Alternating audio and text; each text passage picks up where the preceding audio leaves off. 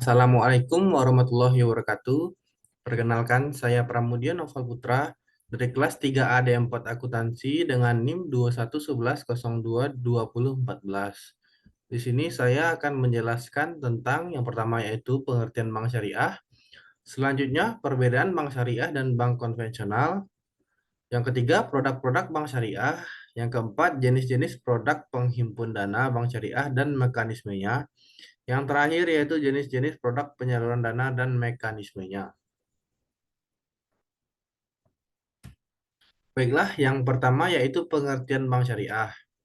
Berdasarkan Undang-Undang Nomor 21 Tahun 2008 tentang bank syariah, bank syariah merupakan bank yang menjalankan kegiatan usaha berdasarkan prinsip syariah atau prinsip hukum Islam. Prinsip syariah yang dimaksud mencakup dengan prinsip keadilan dan keseimbangan atau tawazun, kemaslahatan atau maslahah, universalisme atau alamiah, serta tidak mengandung gharar, masyir, riba, zalim, dan objek yang haram, sebagaimana yang diatur dalam Fatwa Majelis Ulama Indonesia. Selanjutnya, perbedaan bank syariah dan bank konvensional. Yang pertama, dari aspek prinsip, perbedaan bank syariah dan bank konvensional terletak pada prinsip pelaksanaannya. Prinsip perbankan konvensional umumnya mengacu pada peraturan nasional dan internasional berdasarkan hukum yang berlaku. Sementara itu, prinsip perbankan syariah mengacu pada hukum Islam termasuk pada Al-Quran dan hadis, serta diatur oleh fatwa ulama. Dengan begitu, seluruh aktivitas keuangannya menganut prinsip yang Islami. Selanjutnya yaitu tujuan dan fungsinya. Perbedaan bank syariah dan bank konvensional juga terletak pada tujuannya. Bank konvensional memiliki tujuan keuntungan dengan sistem bebas nilai atau dengan prinsip yang dianut oleh masyarakat umum. Sedangkan bank syariah tidak hanya berfokus pada keuntungan atau profit saja. Melalui situs resmi ojk.go.id, OJK menjelaskan bahwa perbedaan bank syariah dan bank konvensional dalam melakukan kegiatan usahanya berasaskan pada prinsip syariah, demokrasi, ekonomi, dan prinsip kehati-hatian. Selanjutnya yaitu hubungan nasabah dan bank. Perbedaan bank syariah dan bank konvensional juga terletak pada hubungan antara nasabah dan bank. Pada perbedaan konvensional, umumnya hubungan antara dan pihak bank yaitu debitur dan kreditur. Nasabah berperan sebagai kreditur, sedangkan pihak bank berperan sebagai debitur. Sedangkan hubungan antara nasabah dan bank syariah terbagi ke dalam 4 jenis. Di antaranya penjual pembeli, kemitraan, sewa, dan penyewa. Pihak bank syariah akan berperan sebagai penjual dan nasabah sebagai pembeli jika menggunakan akad murabahah, istisnah, dan salam. Sementara itu pada akad musyarakah dan mudharabah, maka hubungan yang berlaku adalah kemitraan. Pada akad ijarah, pihak bank berperan sebagai sewa dan nasabah sebagai penyewa. Selanjutnya yaitu pengelolaan dana. Pengelolaan dana juga termasuk ke dalam perbedaan bank syariah dan bank konvensional. Bank konvensional pada umumnya dapat melakukan pengelolaan dana di dalam seluruh lini bisnis menguntungkan di bawah aturan undang-undang yang berlaku. Sementara itu, bank syariah melakukan pengelolaan dana berdasarkan aturan Islam. Itulah mengapa uang nasabah tidak boleh diinvestasikan atau dikelola pada bidang usaha yang bertentangan nilai atau aturan dalam Islam. Selanjutnya yaitu dalam aspek kesepakatan yang berlaku. Perbedaan bank syariah dan bank konvensional bisa dilihat dari kesepakatan formal yang berlaku. Dalam hal ini, bank konvensional umumnya melakukan perjanjian secara hukum nasional, sedangkan bank syariah melakukan akad dengan disertai oleh hukum Islam. Pada perbankan syariah terdapat beragam jenis akad transaksi serta rukun dan syarat yang harus ditunaikan agar akad yang dilakukan antara pihak bank dan nasabah bisa sah. Selanjutnya, dalam aspek denda.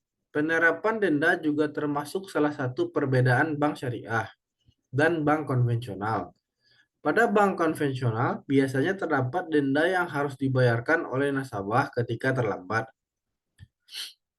terlambat melakukan pembayaran. Selain itu, besaran bunga atau dendanya pun bisa meningkat bila nasabah tidak bisa membayar hingga batas waktu yang telah ditentukan.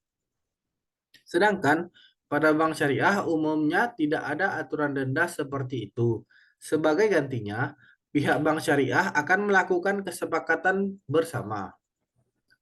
Selanjutnya yaitu produk-produk bank syariah. Tabungan syariah. Yang pertama yaitu tabungan syariah. Tabungan syariah merupakan beberapa ketentuan dapat melakukan penarikan. Anda bisa melakukan penarikan dari produk bank syariah ini dengan menggunakan buku tabungan, ATM, slip penarikan, hingga internet banking. Selanjutnya yaitu deposito syariah. Produk bank syariah berikutnya adalah deposito syariah, yang merupakan simpanan berjangka. Deposito syariah dikelola oleh pihak bank menggunakan akad mudharabah. Selanjutnya yaitu giro syariah. Giro syariah merupakan produk simpanan yang dimiliki perbankan syariah. Produk bank syariah ini cukup unik karena dana yang Anda simpan dapat ditarik melalui ATM, cek, atau balyet giro. Yang terakhir yaitu gadai syariah. Gadai syariah merupakan produk pinjaman tunai yang menggunakan akad ran atau ijarah. Anda sebagai nasabah diwajibkan untuk menyerahkan barang atau jaminan sebagai syarat akad.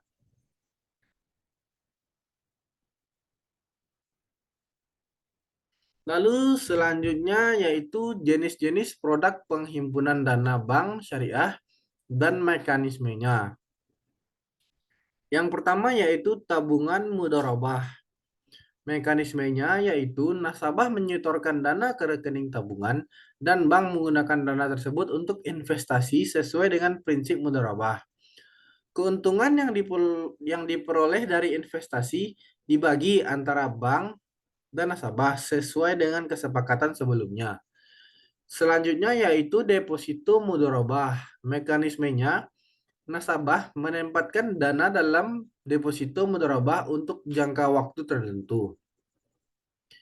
Bank menggunakan dana tersebut untuk investasi dan membagi keuntungannya sesuai dengan kesepakatan mudharabah. Dana tidak dapat ditarik sebelum jangka waktu berakhir tanpa adanya penalti. Selanjutnya yaitu tabungan wadiah. Mekanismenya yaitu nasabah menyetorkan dana ke rekening tabungan dan bank bertindak sebagai pemelihara atau wadi'i atau penitipan amanah.